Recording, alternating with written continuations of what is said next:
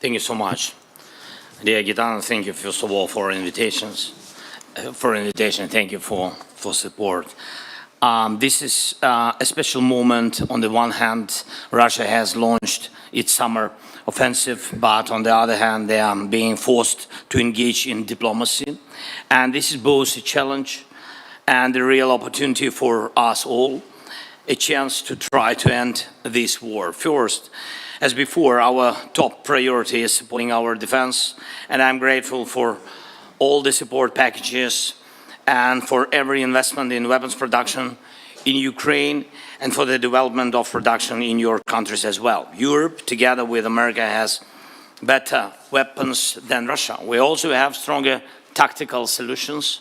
Our Operation Spiderweb yesterday proved that. Russia must feel what its losses mean.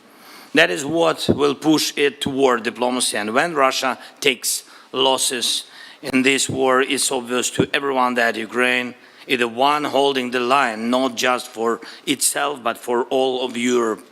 Ask your intelligence, what is Russia planning this summer in Belarus? If they are bold enough to prepare attacks from there, then we need more strength together.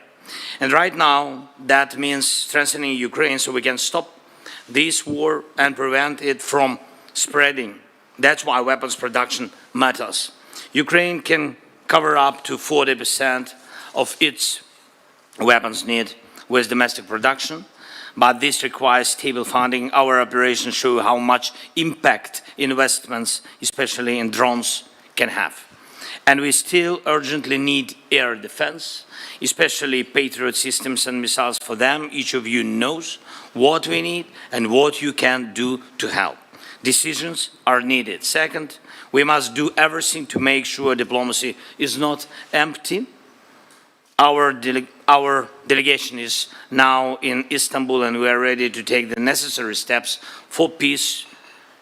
Naturally, the starting point should be a ceasefire and humanitarian actions, the release of prisoners and the return of abducted children.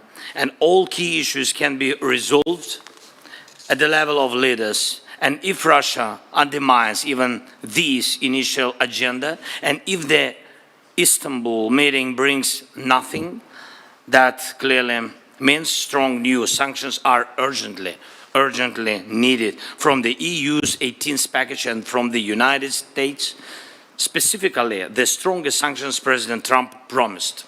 Sanctions should hit Russian energy, especially oil and tankers, price caps, of course, and also Russian banks and the financial sector overall. Third, the United States. Thank you to everyone doing everything possible to keep the bond between Europe and America strong.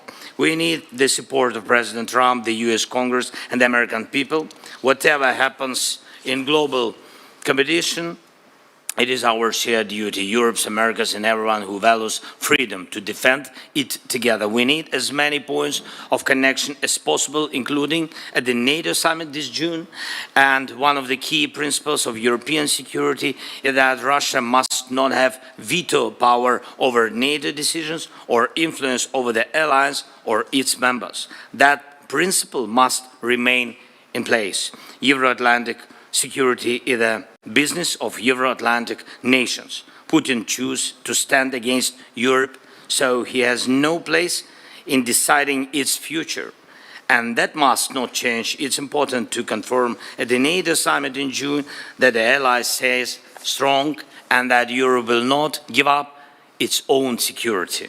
And of course, I would also like to discuss the details of our work within the coalition of the willing and the security guarantees as well. We need to make this coalition strong, but we'll talk about that, I think, behind closed doors. Thank you so much again. Slava Ukraini.